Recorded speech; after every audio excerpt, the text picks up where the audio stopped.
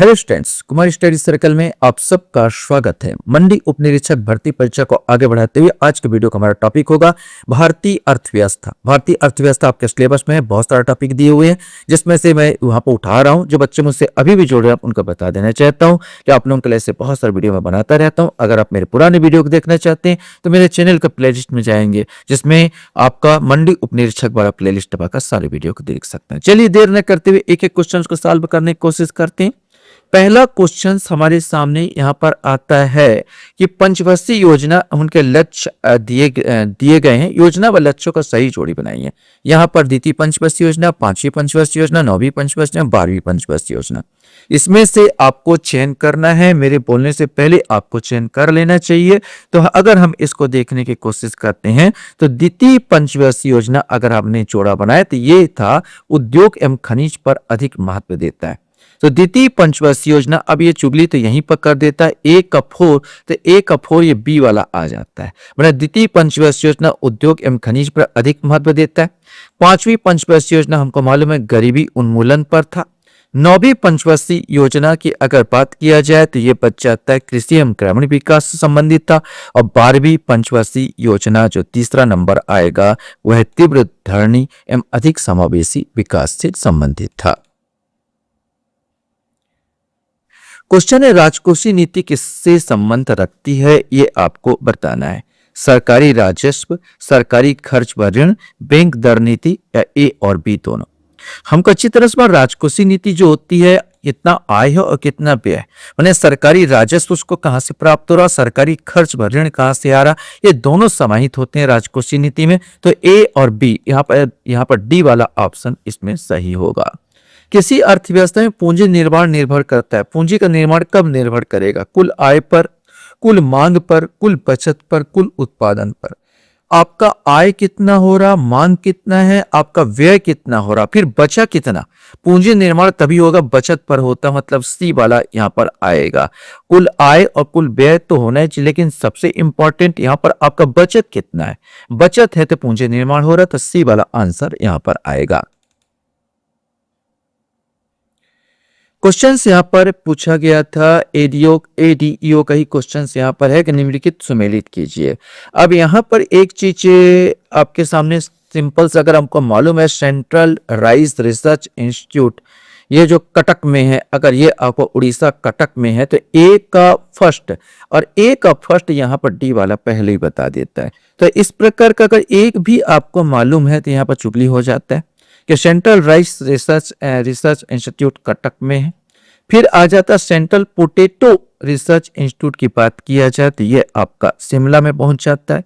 Indian spice research institute की बात किया जाए तो ये चौथा कालीकट में है, केरल अर्थात। और सेंट्रल इंस्टीट्यूट फॉर कॉटन की बात किया जाए तो ये आपका डी का हो जाएगा, दूसरा अर्थात ये नागपुर में।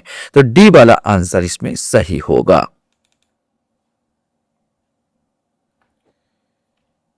क्वेश्चन यहाँ पर था एडीईओ का ही क्वेश्चन है यहाँ पर कि निम्नलिखित में से कौन कौन से कथन सेवा क्षेत्र के लिए सत्य है, ये आपको बताना है। भारतीय अर्थव्यवस्था में इसका योगदान आधे से अधिक है।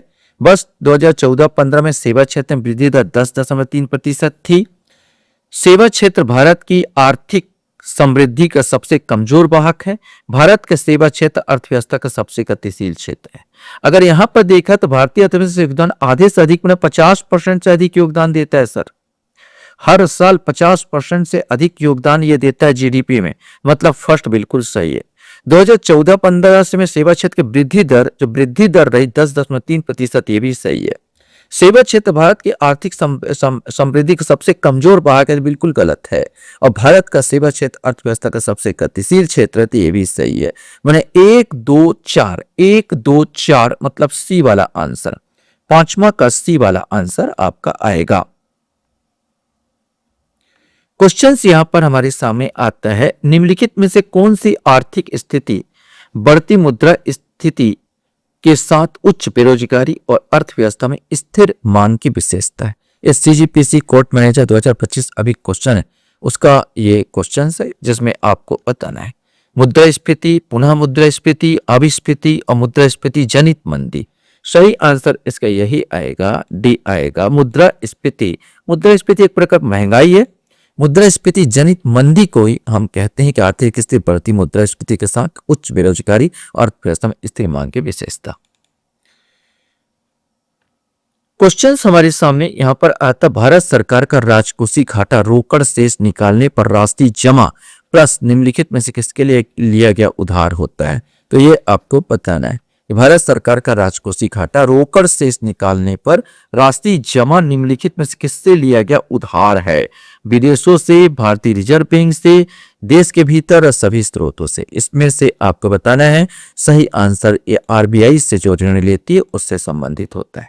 मुद्रास्फीति को रोका जा सकता है निर्यात बढ़ाकर, मुद्रा पूर्ति बढ़ाकर, सरकारी व्यय बढ़ाकर, मुद्रा पूर्ति घटाकर। तो देखो, मुद्रास्फीति मुद्रा पूर्ति बढ़ाओगे तो और ज्यादा हो जाएगा मुद्रास्फीति, बिल्कुल गलत। सरकारी व्यय बढ़ाओगे तो और ज्यादा हो जाएगा मुद्रास्फीति, ये भी गलत। अब दो चीजें इस पर आता है, निर्यात बढ़ाकर और मुद्रा पूर्ति घटाकर। निर्यात बढ़ाकर भी आप लगा सकते हो और मुद्रा पूर्ति घटाकर भी। तो हमारे ऊपर डिपेंड नहीं होता, निर्यात मांग होगी तभी बढ़ेगा, लेकिन हमारी जो डिपेंड होता है, जो आरबीआई जो डिपेंड होता है, मुद्रा पूर्ति घटा सकती तुरंत अगर उसको, क्योंकि तुरंत निर्यात नहीं बढ़ता।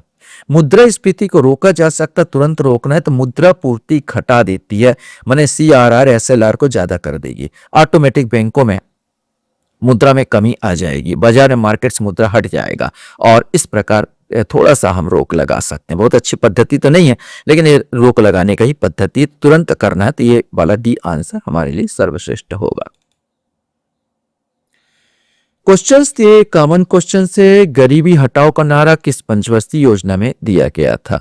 ये आपको बताना है, तीसरी, चौथी, पांचवी या छठवीं, इसमें से कोई एक आएगा।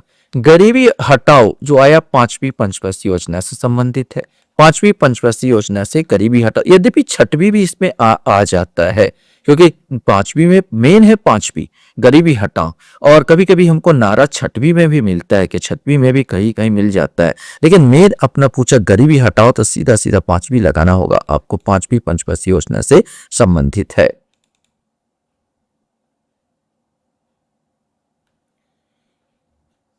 क्वेश्चन से निम्नलिखित को सुमेलित कीजिए। ये हॉस्टल वार्डन 2024 का क्वेश्चन है।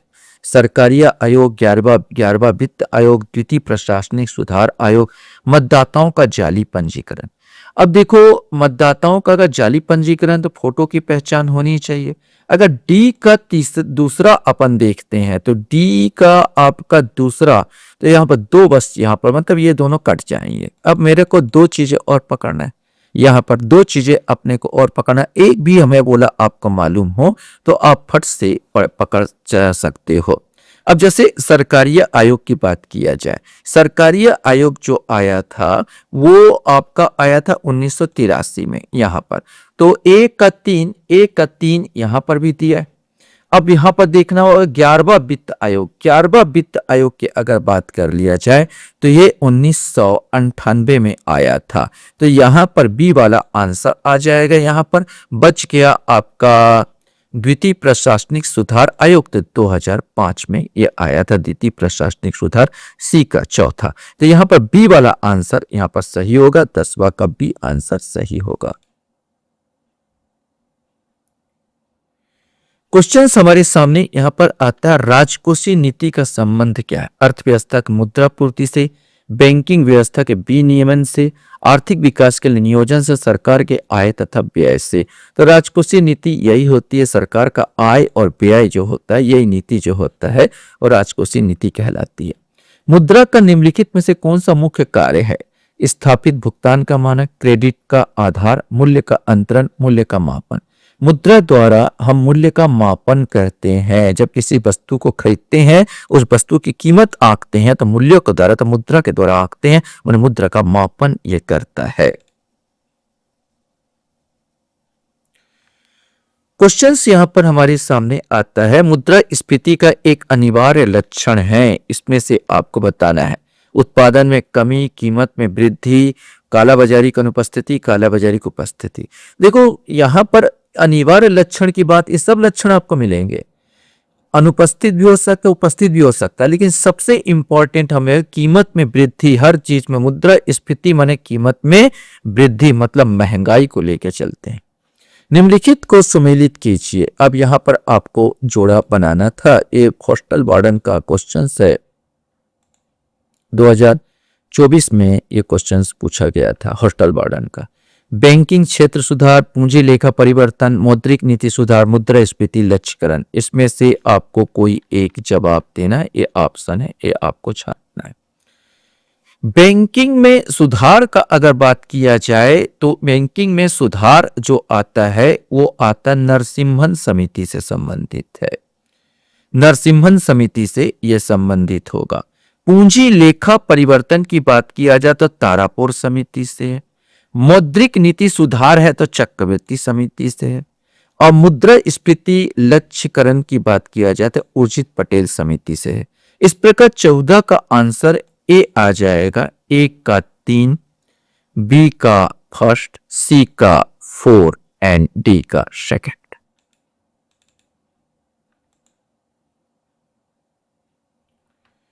क्वेश्चन यहां पर आता है, भारत में नीति आयोग की स्थापना कब हुई? ये आपको बताना है। वैसे तो हम लोग पढ़े रहते हैं लेकिन कभी कभी जहन में नहीं आता ये कब हुई थी इसका स्थापना। सही आंसर बी, 1 जनवरी 2015 को नीति आयोग योजना आयोग के बदले ये आया था, तो बी आंसर आएगा। निम्नलिखित में से कौन सा राजकोषीय नीति का साधन नहीं है? बैंक दर, सरकारी व्यय, कर, लाइसेंस फीस। तो यहां पर आपको कॉमन स्कोर बैंक दर ये सब नहीं है। राजकोषीय नीति सरकार का आय और व्यय का नीति, जिसमें सरकारी व्यय हो सकता, कम निर्धारित कर दो, टैक्स लगा सकता लेने के लिए, और लाइसेंसिंग फीस को बढ़ा सकता है, कम कर सकता, आदि आदि। बैंक दर से उसका लेना देना नहीं है। क्वेश्चन यहां पर आता है आपके सामने, नकदी रिजर्व अनुपात CRR का निर्धारण आमतौर पर निम्नलिखित में से किसके द्वारा किया जाता है? बाजार शक्तियों का मुक्त खेल द्वारा, कमर्शियल बैंकों द्वारा, केंद्रीय बैंकों द्वारा, केंद्रीय सरकार द्वारा। अधिकांश देशों में केंद्रीय बैंक, जैसे हमारे यहाँ पर RBI है, रिजर्व बैंक ऑफ इंडिया, अधिकांश देशों में RBI द्वारा, हमारे यहाँ पर RBI द्वारा किया जाता है, बाकी उनके केंद्रीय बैंकों द्वारा किया जाता है, और कहीं कहीं पर केंद्रीय सरकार द्वारा किया जाता है। लेकिन आमतौर पर एक केंद्रीय बैंकों का काम होता है नकदी रिजर्व अनुपात या CRR को बढ़ाना घटाना। हर 6 महीने वहां पर ऑब्जर्वेशन होता है। RBI नगद आरक्षित अनुपात CRR केस रेशियो कम करता है, तो ऋण सृजन क्या प्रभाव पड़ेगा? अब उसने RBI ने कम कर दिया। RBI नगद आरक्षित अनुपात CRR, मान लो ऐसे समझ लो पहले 15% था, अब घटाकर उसने 10% कर दिया, तो अब क्या होगा? वही रहती है, माने ऋण सृजन में वही रहती है, बढ़ जाती है, घट जाती है, समानुपातिक रूप से घट बढ़ सकती है।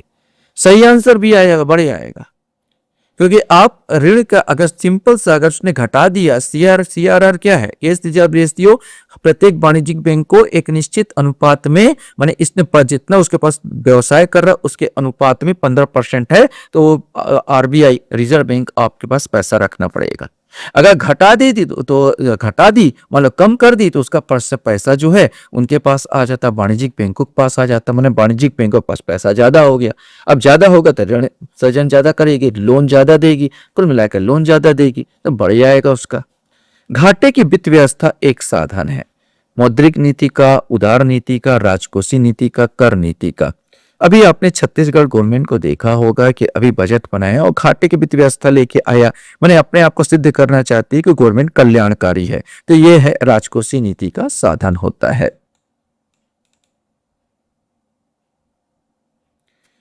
क्वेश्चन यहां पर आता है, बैंक दर ब्याज की वह दर है, यह आपको बताना है जिस पर जनता वाणिज्यिक बैंकों से ऋण लेती है, जिस पर जनता भारतीय रिजर्व बैंक से ऋण लेती है, जिस पर वाणिज्यिक बैंक भारतीय रिजर्व बैंक से ऋण लेते हैं, जिस पर वाणिज्यिक बैंक जनता को ऋण लेती है।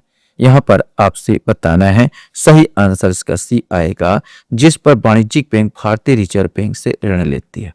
अगर मैं यहाँ RBI कहूँ, ये रिजर्व बैंक ऑफ इंडिया से होता ये है, जैसे SBI की बात किया जाए तो ये SBI अगर 365 दिन से अधिक के लिए 365 दिन से अधिक के लिए ऋण लेती है, 100 करोड़ 200 करोड़, तो ये कहलाएगा, क्या बोलना चाहिए, बैंक दर कहलाता है। जिस दर पर RBI इनको देता है उसी दर पर 365 दिन से अधिक का हुआ तो हम यहाँ पर बैंक दर के नाम से इसको जानते हैं।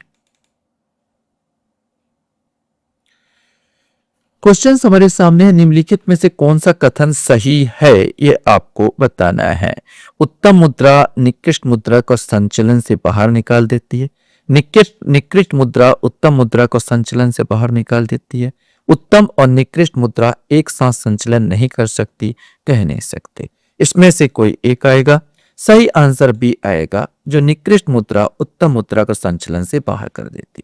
होता यह है कि अगर आपको एक नया नोट मिलता है, उत्तम मुद्रा मिला है, गवर्नमेंट ने अभी भी छाटा है, मान लीजिए 50 का नोट है, तो आप क्या करोगे, अपने पर्स से इसको रख लोगे और घटिया सा नोट क्या होगा, बाहर निकाल के दोगे और इसको कहीं किताब में दबा के रख दोगे, कहीं अलमारी में सजा के रख दोगे। इस प्रकार निकृष्ट मुद्रा क्या होता है, उत्तम मुद्रा को संचलन से बाहर कर देती है। तभी हम देखते हैं कि गवर्नमेंट तो नया नोट निकालती है, लेकिन फिर वही ज्यादा और प्रचलन में आ जाता है गंदे नोट।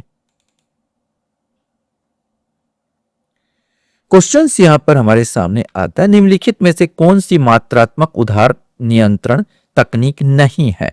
बैंक दर, नगद आरक्षण अनुपात, सर्वाधिक तरलता अनुपात, बचत जमा खाते पर ब्याज दर में वृद्धि। तो यहां पर ये जो है ये डी वाला ही है, इससे कोई लेना देना नहीं।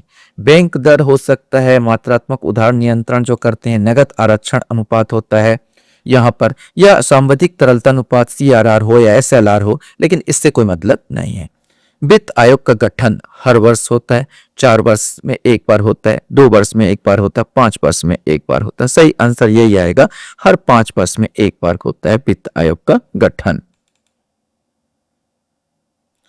क्वेश्चंस यहां पर आता है, भारत में नोट जारी करने की कौन सी प्रणाली अपनाई जाती है। अधिकतम प्रत्यय प्रणाली, न्यूनतम आरक्षण प्रणाली, अनुपातिक प्रत्यय प्रणाली या नियत प्रत्यय प्रणाली। इसमें से कोई एक आएगा। सही आंसर हमारे यहाँ पर जो नोट छापते हैं, न्यूनतम आरक्षण प्रणाली, अर्थात जितने मात्रा में नोट छापा जाता है उतने उसी के अनुपात में हमको गोल्ड रखना पड़ता है बैंकों में, या कोई बॉन्ड या कोई शेयर उसको रखना पड़ता है, इसके बाद जारी किया जाता है। इस नीति को न्यूनतम आरक्षण प्रणाली कहते हैं।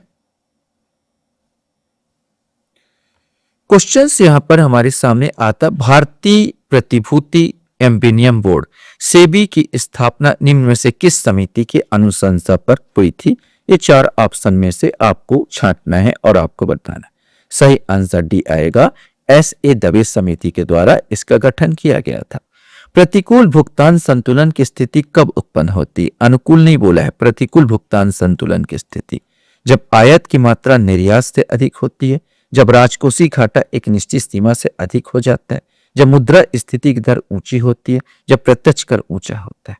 प्रतिकूल भुगतान संतुलन तब स्थिति होगी जब आयात की मात्रा निर्यात से अधिक हो। मेरा निर्यात तो कम हो रहा है और आयात ज्यादा हो रहा है, अंतर्गत में मेरा पैसा दूसरे देशों को चला जाएगा, इस प्रकार संतुलन पूरा गड़बड़ा जाएगा। तो ए वाला सही आंसर इसका आएगा। क्वेश्चन है, दुर्लभ मुद्रा किसे कहते हैं। ये भी कॉमन क्वेश्चन है, 4 ऑप्शन में से आपको छांट के बताना है कि कौन सा इसमें से सही होगा। सही आंसर, ऐसी मुद्रा जो आसानी से सुलभ ना हो, जैसे डॉलर, यूरो, ये सब के सब दुर्लभ मुद्रा कहलाती है। भारतीय सांख्यिकी संस्थान ISI कहाँ स्थित है। नई दिल्ली, मुंबई, चेन्नई या कोलकाता। सही आंसर डी आएगा, ये जो भारतीय सांख्यिकी संस्थान है ये आपका कोलकाता में स्थित है।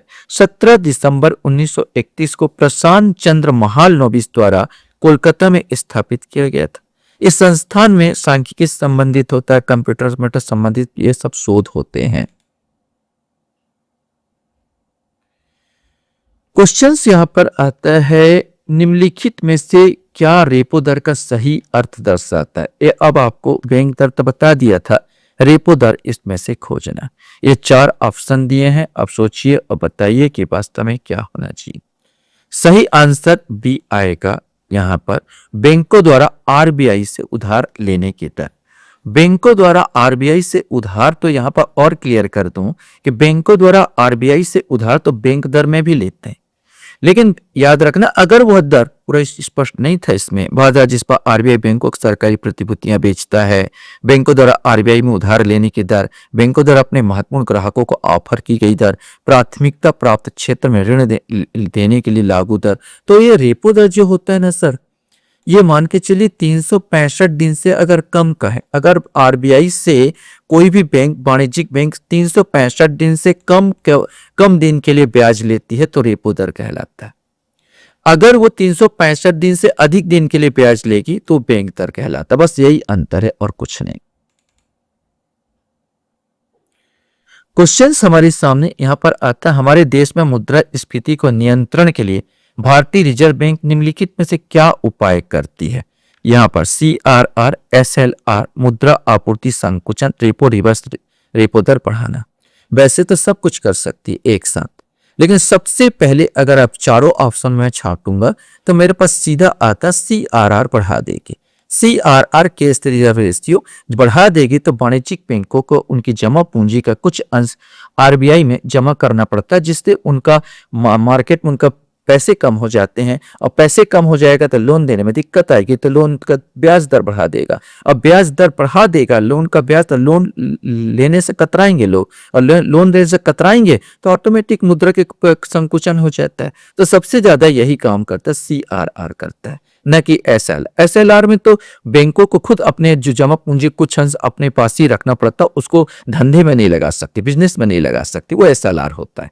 लेकिन यहाँ पर CRR का प्रयोग करते हैं। क्वेश्चन है, निम्न में से किसे प्लास्टिक मुद्रा कहा जाता है। प्लास्टिक के सिक्के, क्रेडिट कार्ड या पेट्रो कार्ड, बॉन्ड पत्र या चेक। सही आंसर इसमें से आपको छांटना है। सही आंसर बी आएगा, क्रेडिट कार्ड और पेट्रो कार्ड को हम लोग प्लास्टिक मुद्रा के नाम से जानते हैं। क्वेश्चन है, नाबार्ड किसका नाम है। इसमें से कॉमन क्वेश्चन है, वाणिज्यिक बैंक, वित्तीय संस्थान, कृषि सहायक विशिष्ट बैंक, गैर बैंकिंग वित्तीय संस्थान। इसमें से आपको बताना है। अगर नाबार्ड का फुल फॉर्म अगर देखेंगे तो यहीं पर चुगली हो जाएगा। नाबार्ड का फुल फॉर्म है national bank for agriculture and rural development, मतलब एक कृषि सहायक और विशिष्ट बैंक है, मतलब सी वाला आंसर इसका सही आएगा। क्वेश्चन है, भारतीय रिजर्व बैंक, अब इसमें से आपको छाट के बताना है, कृषि को सीधा वित्त प्रदान करता है, प्राथमिक सहकारी समितियों को वित्त प्रदान करता है, राज्य सहकारी बैंकों को वित्त प्रदान करता है, कृषि को वित्त प्रदान नहीं करता। अब एक चीज यहां पर, अब इसमें सबसे अच्छा अगर मैं छाटने की कोशिश करूं, भारतीय रिजर्व बैंक जो है वास्तव में राज्य के सहकारी बैंकों को वित्त प्रदान करता है, ये सहकारी समितियों को वित्त प्रदान नहीं करता। कृषि को वित्त प्रदान डायरेक्ट यहाँ पर सबसे इंपॉर्टेंट ये भी नहीं करता, कृषि को भी वित्त प्रदान नहीं करता, सीधा सीधा राज्य सहकारी बैंकों को वित्त प्रदान करता है। यहां पर क्वेश्चन था, भारत में बैंकों का पहली बार राष्ट्रीयकरण कब हुआ। अब ये तो बहुत बार आ चुका है, क्वेश्चन पूछा जा चुका है, तो हमको मालूम है 19 जुलाई 1969, 19 जुलाई 1969 भारत में पहली बार राष्ट्रीयकरण हुआ था। 14 बैंकों का राष्ट्रीयकरण हुआ था जिनके पास 50 करोड़ से ज्यादा की पूंजी थी। लास्ट क्वेश्चन आपके सामने, कौन सा बैंक पहले इंपीरियल बैंक ऑफ इंडिया कहलाता था। इसमें से आपको बताना है, आरबीआई, एसबीआई, यूबीआई या पीएनबी। इसमें से सही आंसर इसका जो आएगा वो SBI, state bank of India, ये पहले इंपीरियल बैंक के नाम से जाना जाता है। आशा करता हूं ये वीडियो आपको अच्छा लगा होगा। आप लोग मेरे वीडियो को वॉच करते हो इसलिए धन्यवाद। Thank you very much.